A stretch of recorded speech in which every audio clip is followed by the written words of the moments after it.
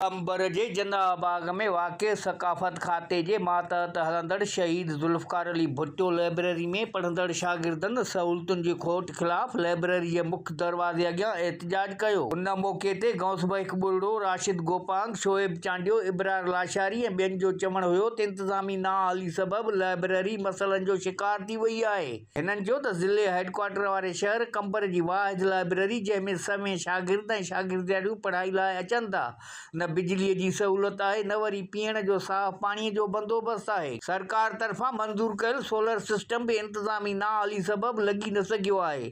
बिजली जो मुतबादिल न हुअण करे बिजली बंदि हुअण जी सूरत में सख़्त गर्मीअ में पढ़ाई करणु मुश्किल बणियल आहे।